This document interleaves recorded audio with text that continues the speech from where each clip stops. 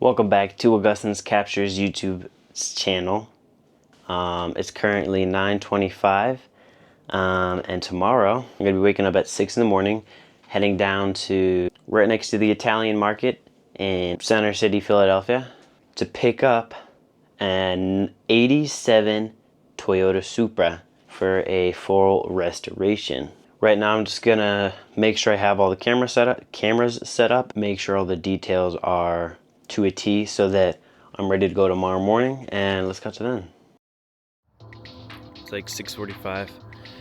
We're about to head out to pick up the car. Sun is just coming up, so the sky is actually bright right now, which is nice. The only problem we had with the trailer is this light doesn't work on it, but this one does. So left turn signal works, right one doesn't. But the Supra is not that wide, so you should be able to see lights from the side or whatever. So we're just pulling up to Mario's shop right now. Luckily we get to pass by the Italian market on the way there. If you've watched Rocky, this is where he runs down in the first movie. I think just park it up for now and then we'll set it up to pull it in later. So up here's where the car is. So I want to apologize for this next little bit of footage here. I was looking at the car through my eyes and not through the camera screen, so the footage is normally a little bit crooked or shaky because I wasn't paying attention to where I was pointing the camera. This is actually my second time seeing the car. I'd seen it like 2 days prior. We went to take a look at the car to see if we wanted to buy it, and then this time when we came with the intent to buy it and to take it home. And then here we are adding brake fluid because if you noticed, just a minute ago we had to walk up a ramp. These cars are actually on the second floor of the building, so we had to get them down and we wanted to see if it had brakes. Thankfully, after adding the brake fluid, we were able to get it to stop under its own power, and we were able to just set it up to push it down.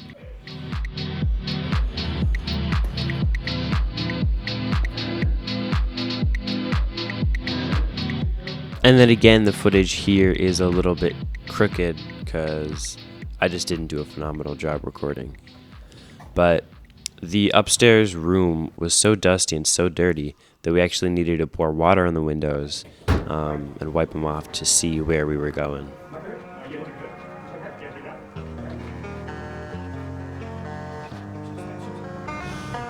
So then after getting it to the top of the ramp, we had Mario, the seller, sit in the car, and he pushed it, or we pushed it, and he sat in the car and braked.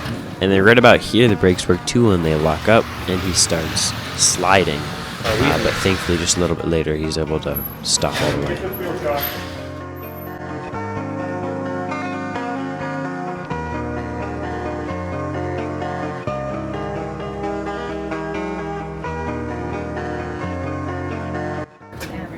Sorry, that's a really, really cool Toyota. Thank you. Yeah. First time it's seen light of day in 25 years. No way. So only like 30 seconds into the car being outside, after being parked up for 25 years, it got a compliment from just a stranger, which I think is pretty cool. Another cool thing is that this Toyota is one owner. So the guy I'm buying it from bought it from the dealership 45 years ago. All the parts on the car should be original except for the engine. The original engine that came in these Celica Supras is a 5 MGE, and I think he swapped it for a 6 MGE after his daughter drove it for a minute, forgot to change the oils, and almost blew the engine up. The reason I think it's a 6 MGE is because they're both inline 6s, the 5 MGE and the 6 MGE. The 6 MGE is just a little bit of a newer engine. It came in cars like the Toyota Chaser and the Toyota Crown. It's also a little bit more powerful. I think it has like 50 more horsepower. But they're both inline 6s, and the bolt patterns are exactly the same. So you just take the old engine out, put the new engine in. No fabrication needs to be done. But I'll be sure to let you guys know in the next video whether or not it is the 6 MGE.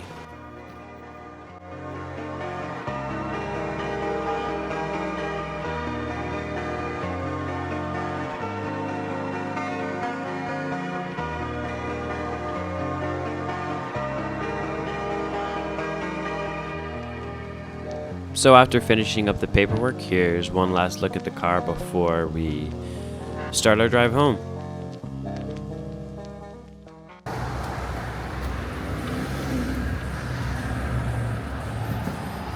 Steering wheel's not locking.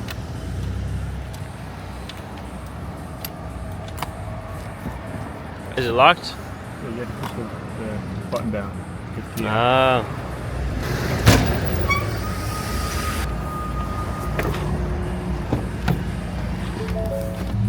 You want to explain what we just did? with the key still in the ignition, the steering wheel will be able to turn. And every time we made a left-hand turn or a right-hand turn, the wheels turned on the trailer. And my concern is that when it turned on the trailer, it was going to cause the wheel well or the wheel fender of the trailer to dent the side of the car. Okay, Because it was pivoting on the trailer, and that is not good. We just got home.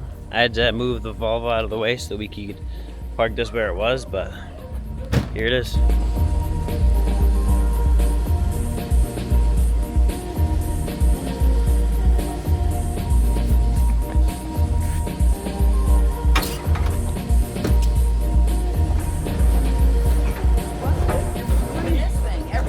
I don't know if you could tell, but when it started rolling, I panicked. See? Told you, see?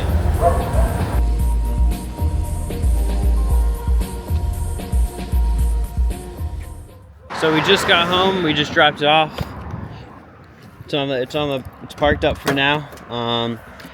It's like 9 something, and we haven't eaten yet, or maybe even 10 actually. But we haven't eaten yet, so we're gonna eat, figure out what's going on, and then yeah, go from there.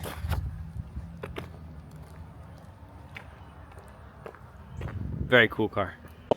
So, as you could just see, the window is down on the Supra, and because it has powered windows, we had to attach the jumper cables from my dad's truck onto the Supra. We got it all attached, and it was cool to see the dash light up for the first time. I'll show that here. But I was able to roll the window up. The car is closed up, locked up for now, for the time being. Tomorrow morning, I'm going to clean the garage out enough so that I can fit. Thank you guys so much for watching. If you'd like to see the rest of the Supra rebuild, some might say the beginning of the Supra rebuild, stay tuned, subscribe, turn on notifications so that you get notified when my next video comes out. And yeah, I look forward to taking this car apart as much as needed and seeing it, the before and after, and seeing it all put back together. So thank you guys so much for watching, and on that note, I'll sign out. Peace. Parece que perde a razão.